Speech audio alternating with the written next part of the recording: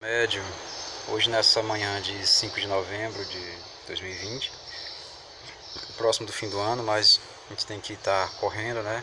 E colocando nossas prioridades em dia.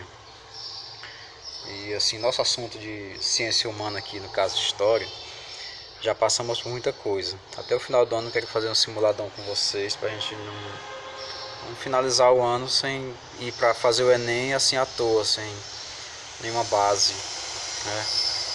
Mas no momento que nós temos para falar para vocês é que estamos aí no capítulo 40, que é nosso assunto aí, é um processo que vai pegar questões as mais cobradas pelo Enem, que é a questão de história do Brasil, que é mais de 60% só ela é a prova do Enem, na parte de ciência humana, né? Claro, tirando geografia e tirando a parte de filosofia, que sempre cai também, né? Mas aí a parte de Inconfidência Mineira que a gente está vendo aqui, a gente viu na aula passada aí, finalizamos ela aí, Confidência Mineira, é um dos assuntos bem cobrados também, viu gente? Cuidado com esse assunto, eles vão querer saber se você entendeu, se a Inconfidência Mineira, por exemplo, mineira, né? Se ela é um movimento popular, se ela é um movimento elitista, tem que entender isso aqui, né? Se é um movimento que deu certo, se é um movimento que influenciou, tudo isso aqui é bom que vocês saibam, né? Se levou em consideração aquelas ideias iluministas, né?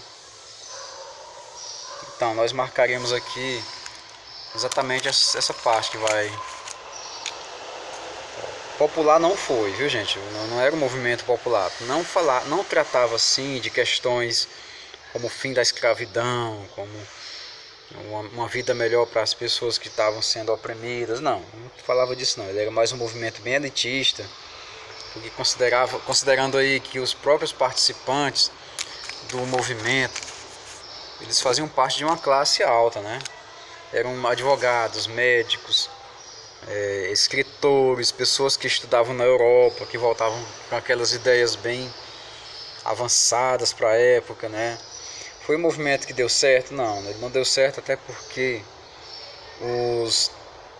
todos eles foram, digamos, julgados, né?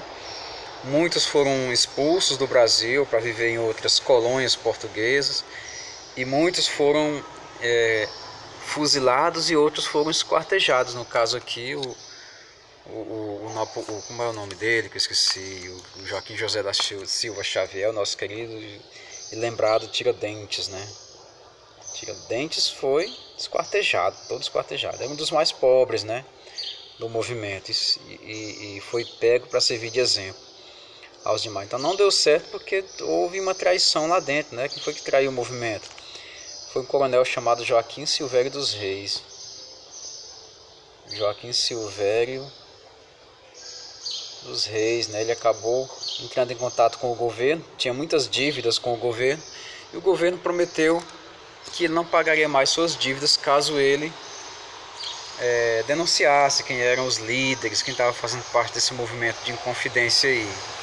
Aí ele pegou e disse quem era todos eles, disse todo mundo, o pessoal foi preso, ele acabou sendo perdoado aí suas dívidas. Tiradentes foi enforcado e esquartejado, suas partes foram arrancadas do corpo e foram penduradas em praça pública, né? Influenciou? Sim, pode dizer que influenciou. É um movimento muito lembrado. E depois desse movimento, gente, outros movimentos começaram a surgir com a mesma ideia de libertar o Brasil de Portugal. Não com tanto impacto como esse movimento aqui, mas a vontade cresceu muito de se libertar de Portugal. Por isso que esse assunto, esse capítulo, ele fala digamos assim, é o processo de independência do Brasil, porque foi aos poucos, não foi de uma hora para outra. Teve todos esses movimentos aqui que anteciparam a independência. Foi um movimento iluminista, sim, ele teve muitas questões cobram isso, viu gente? Vocês vão ver nas questões que eu vou mandar para vocês, muitas cobram isso aqui, é muito importante. Você saber que a Inconfidência Mineira foi um movimento que se baseou nos ideários, né, do iluminismo do século XVIII. na Europa, aquelas ideias de nunca é tarde, nunca custa nada você lembrar, aquelas ideias que falavam de liberalismo, né? Falavam de igualdade, enfim, liberdade, dizer não àquelas coisas de absolutismo e pregar mais uma coisa de parlamento que está dentro do liberalismo político, né? Liberalismo político, dizer não ao absolutismo e pregar mais coisas de parlamentarismo, como acontece na Inglaterra. Na Inglaterra até hoje é assim. A rainha ela existe, mas ela não governa. Quem manda mesmo é o parlamento, né? E também o liberalismo econômico, para que o Estado não se intrometa nos assuntos da economia, né? E tudo isso daqui começou a se propagar no Brasil por conta de alguns que iam estudar na Europa e voltavam com essas ideias. No caso dos poetas, dos escritores, dos advogados também, que voltavam com essa cabeça iluminada, vamos dizer assim, né? Então, esse movimento ele foi muito importante nesse sentido aí, porque ele foi assim uma espécie de pontapé inicial para libertar o Brasil de Portugal. Haviam outros movimentos que eram mais para formar países independentes, né? No caso, por exemplo, ainda no tempo do Dom Pedro, né? Que foi chamada Confederação do Equador. A gente vai ver isso aqui depois, né? Confederação do Equador. Esse movimento foi para libertar o Nordeste do Brasil, o restante do Brasil, e não de Portugal. Eles queriam separar o Nordeste do Brasil e formar um país independente. A capital seria Recife, né? E já tinha até uma bandeira, já tinha tudo organizado. Foi quando as tropas do imperador chegaram lá e acabaram com tudo, viu? Prenderam lá os chefes, os líderes, enfim, fuzilaram muita gente. Exatamente. Só que em Confidência Mineira, diferente da Confederação do Equador, ela queria um Brasil livre, ela queria um país livre. Por qual motivo? O motivo da Inconfidência Mineira, pessoal, foi o seguinte: o abuso de poder e aumento de impostos. Aconteceu onde? O nome já está dizendo, lá em Minas Gerais, não é? O governo queria porque queria aumentar a produção de ouro. Se o pessoal achasse, bem, se não achasse do mesmo jeito, eles queriam saber do imposto. Mas ninguém achou mais ouro. O governo não queria nem saber, eles queriam o imposto chamado de quinto, né? Ou então, literalmente, quinto, aparece assim também nas provas, quinto. A cobrança do quinto foi uma das causas da Inconfidência Mineira? Sim.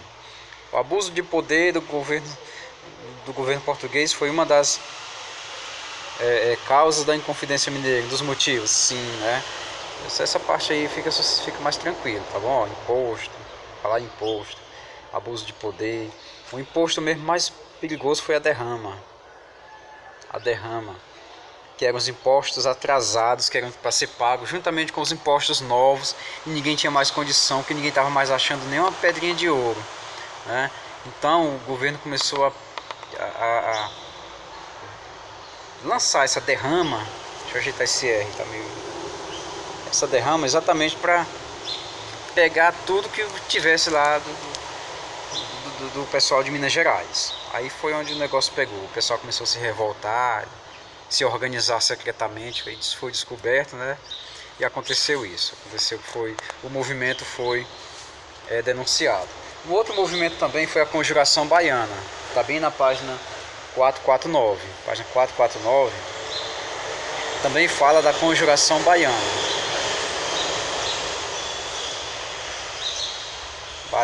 Esse aqui, diferente um pouco da Inconfidência Mineira, esse aqui já foi mais popular, tá bom, pessoal? Foi mais popular. O que é que esse movimento propunha? O que é que propunha esse movimento? Deixa eu anotar bem aqui para vocês verem direitinho. Esse movimento queria o fim da dominação portuguesa, tá? Até aqui era igual a Inconfidência Mineira, o fim da dominação portuguesa, tá bom? O que é que eles queriam mais? Eles queriam uma república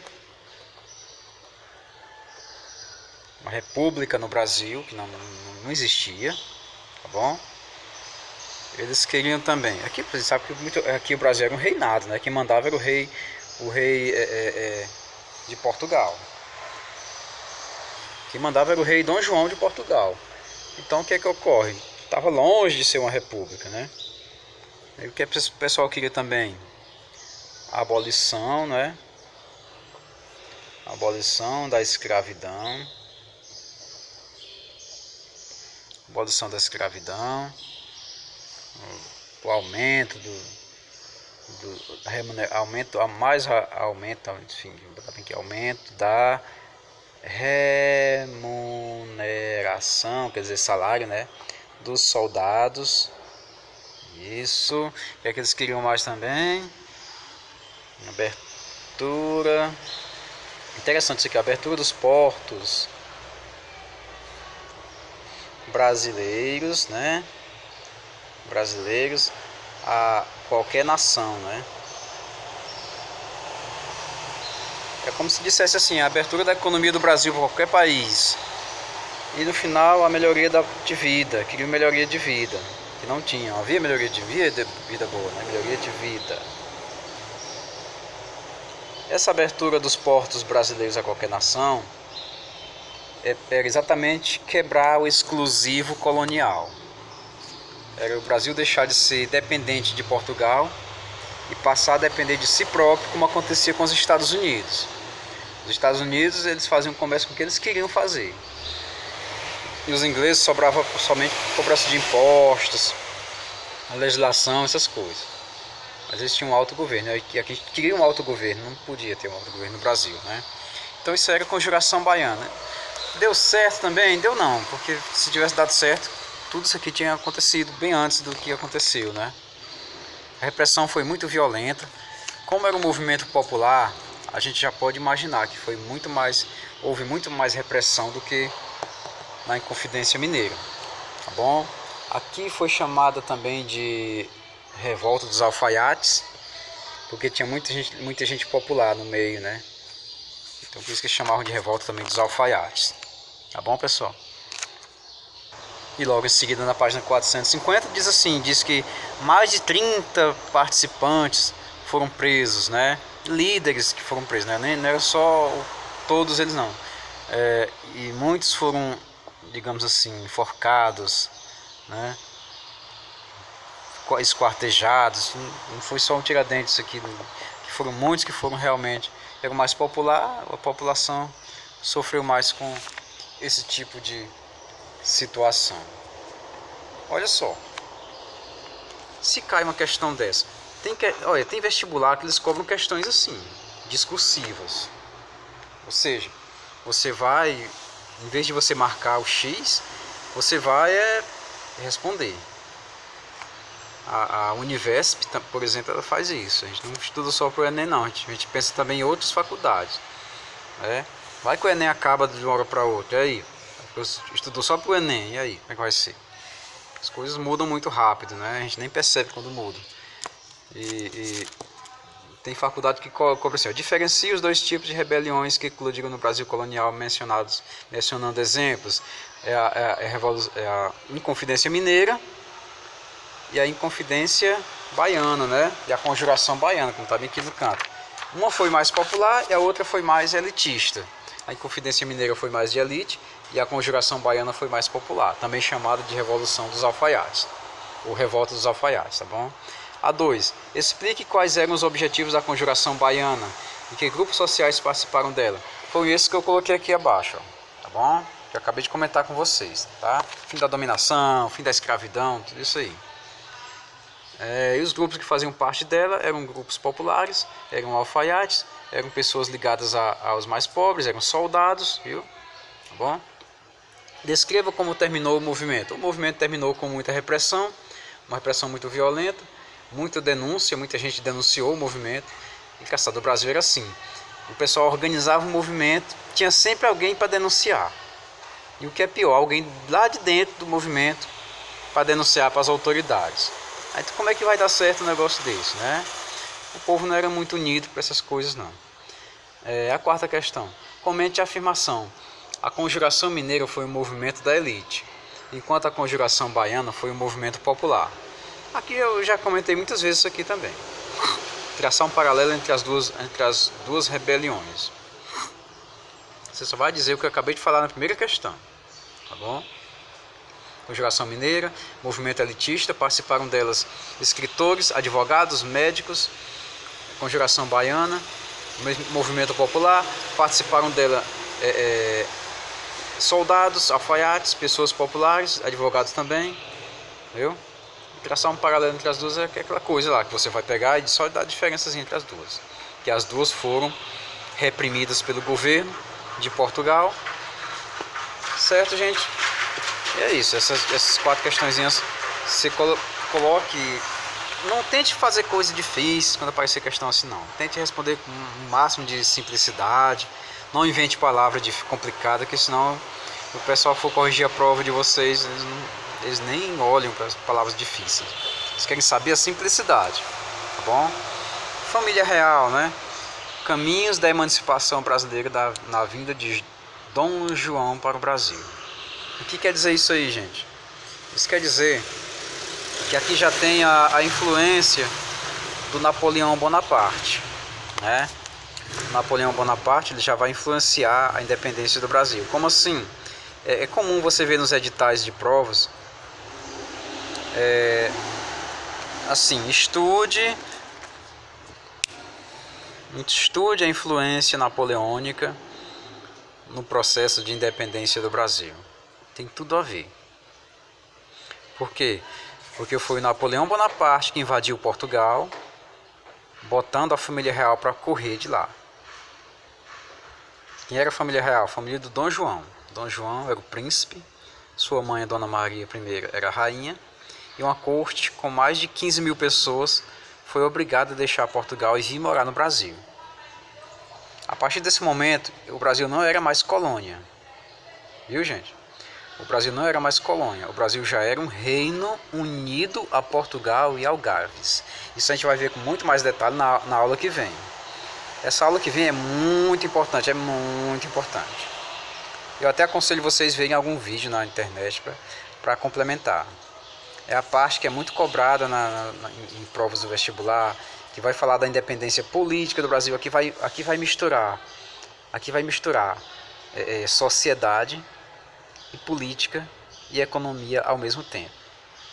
Porque vai falar das guerras napoleônicas na Europa, vamos falar da fuga da família real para o Brasil, se foi uma fuga, se foi uma estratégia. Vamos falar de por que o Napoleão invadiu Portugal, teve motivo, né? E quais eram os países aliados nessas guerras napoleônicas. Tá bom? Olha só o que diz aqui, fuga da corte portuguesa. Mas tem muitas vezes não aparece fuga, aparece estratégia, viu? Estratégia da família portuguesa em vir morar no Brasil, e se mudar para o Brasil. Certo? A capital de Salvador passou para o Rio de Janeiro, mudou muita coisa. A gente vai ver isso na próxima aula. Por enquanto ficamos por aqui. Fiquem na paz, se cuidem. Saúde a todos.